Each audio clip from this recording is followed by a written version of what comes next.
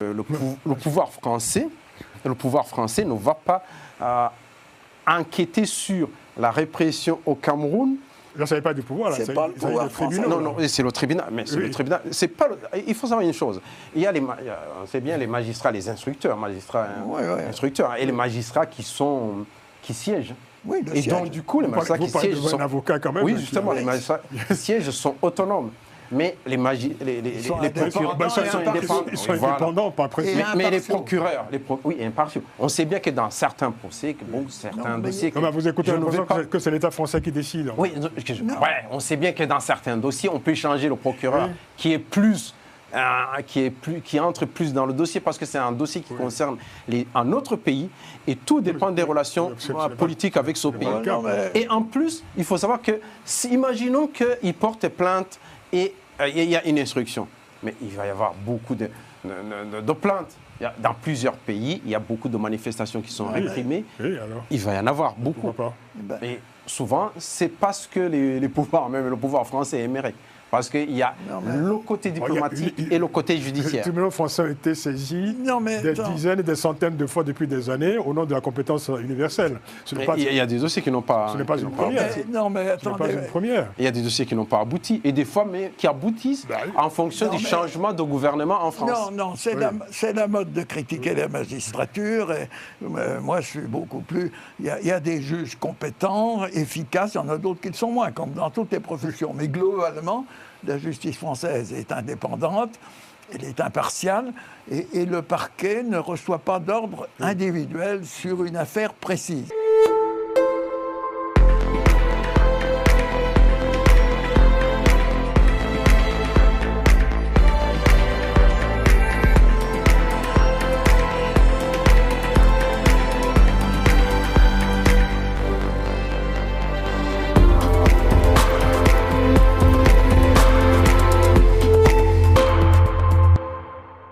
On va parler du Cameroun, avec Issa Chiroma Bakary, ancien ministre du Cameroun, ancien candidat malheureux à la présidentielle d'octobre 2025 et qui désormais attaque le président Paul Biya devant les tribunaux à Paris. Alors c'est un nouveau développement de la présidentielle d'octobre dernier. Issa Chiroma Bakary, candidat malheureux à cette élection, qui soutient toujours qu'il est le véritable vainqueur de cette élection, a déposé une plainte au tribunal judiciaire de Paris contre le président Paul Biya, à qui il impute la responsabilité de la répression des manifestations qui ont suivi la proclamation des résultats de cette élection présidentielle. Actuellement en exil, Chiroma Bakary, qui a été pendant plusieurs années l'un des proches du régime camerounais, choisit donc la voie judiciaire pour réactiver un contentieux électoral que l'on croyait éteint définitivement. Mais Jean-Paul Benoît, qu'est-ce qu'il peut attendre de cette procédure ? Bon, comme il ne peut pas engager de procédure dans son propre pays, il l'engage ailleurs. Moi, j'ai connu le Cameroun et cet état de droit à travers Marafa, qui est en prison toujours, et j'ai été son avocat. Donc je me suis aperçu, je le savais, que le Cameroun n'est pas un état de droit, et quand on a besoin de contester un événement politique devant les tribunaux camerounais, c'est impossible. Donc Biya est au pouvoir depuis une éternité, on n'arrive plus à compter. Et tout opposant, en vue, je prends le cas de Marafa parce qu'il est exemplaire, Marafa n'avait même pas dit qu'il allait se présenter contre lui, il avait dit « je me présenterai peut-être un jour à la présidence de la République ». Ça a suffi pour le mettre en prison et maintenant en résidence surveillée depuis des années. Et devant les tribunaux camerounais, je n'ai pu aboutir à rien. Même j'ai eu des difficultés au départ pour obtenir un visa pour aller au Cameroun parce qu'on savait que j'allais défendre quelqu'un qui était injustement emprisonné pour des raisons politiques. Donc dans le cas présent, je ne sais pas quels vont être les moyens dont vont disposer les tribunaux français.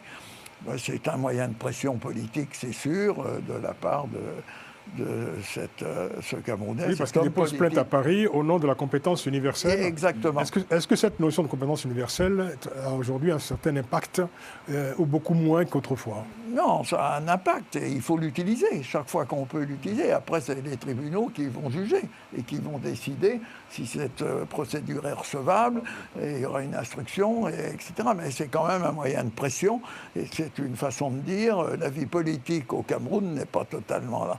Libre, on le sait, et un candidat malheureux qui estime qu'il a été élu n'a pas eu de moyen de s'exprimer au Cameroun.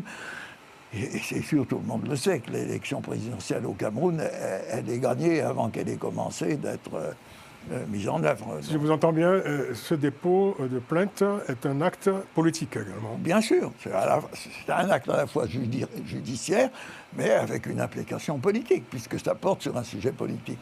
Ce n'est pas sur n'importe quel sujet, c'est sur la défaite de quelqu'un qui estime qu'il a été injustement battu parce que les règles de droit n'ont pas été respectées et qui n'a pas pu s'exprimer dans son propre pays librement et face à des tribunaux impartiaux. Et là, il porte plainte justement en fait pour les manifestations qui ont été réprimées au Cameroun. Exactement. Suite à la proclamation des résultats. Et il rappelle d'ailleurs que plusieurs des milliers de Camerounais sont encore détenus aujourd'hui dans différentes prisons du pays.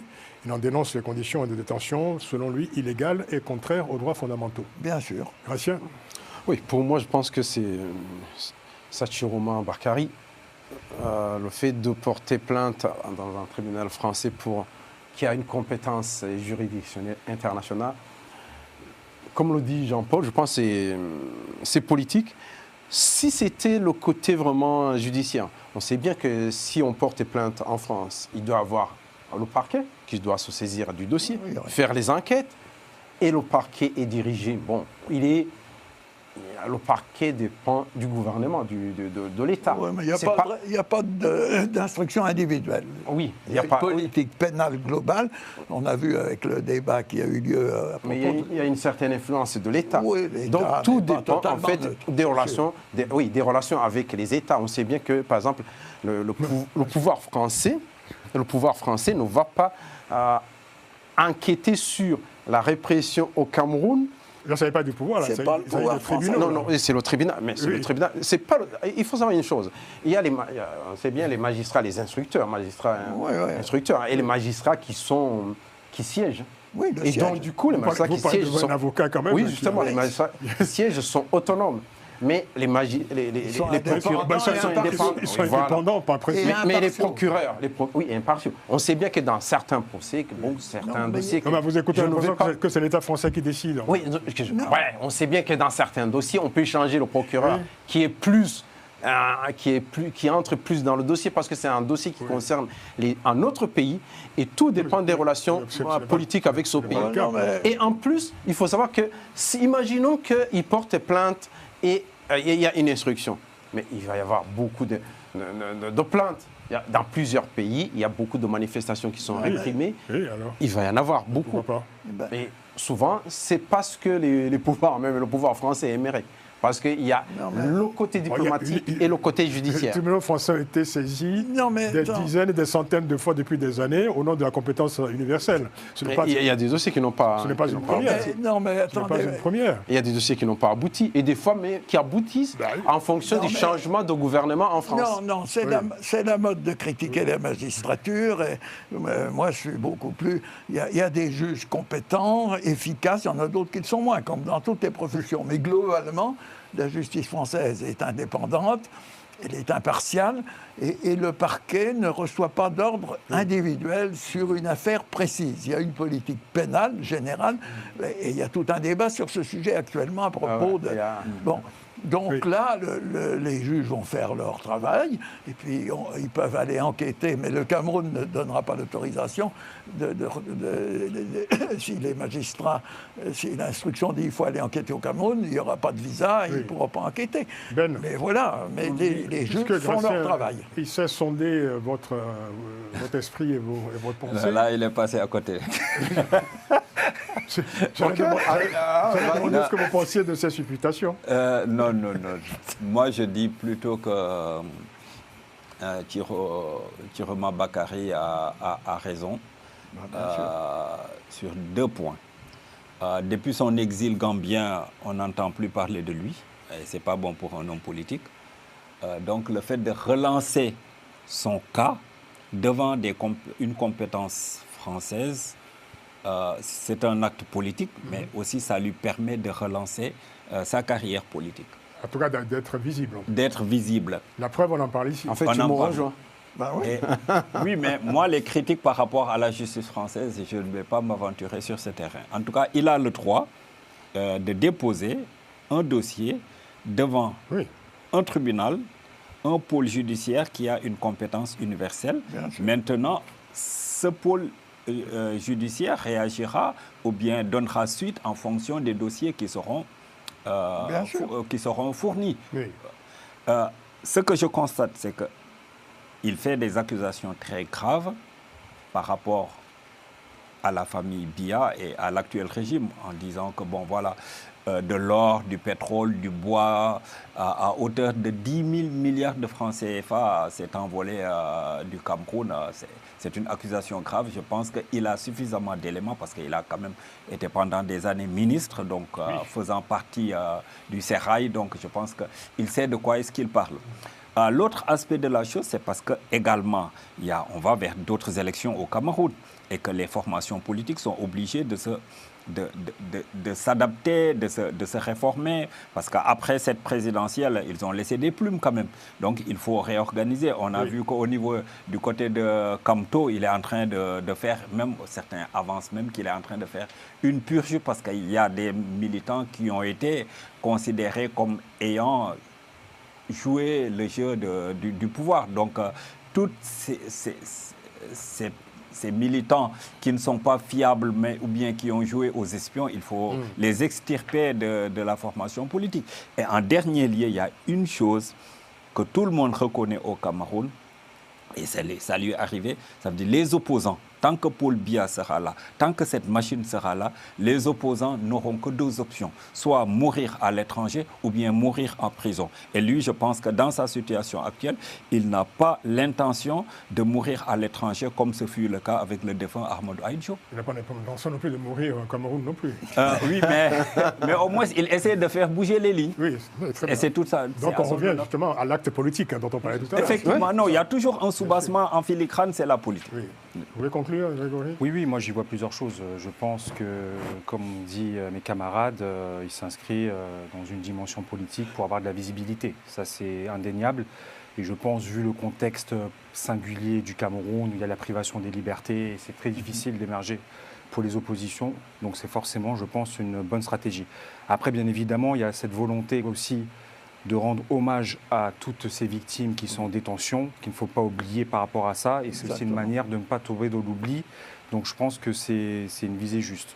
Après, par rapport à ce que disait Gratien, moi je pense qu'il voulait plus ou moins dire, je pense que Paris voit d'un très mauvais œil cette saisine, parce que vous savez que tout est interprété en Afrique, et comme la France n'a pas bonne presse sur le continent, cela peut être interprété comme, indirectement, vous savez, comme une ingérence dans les affaires camerounaises.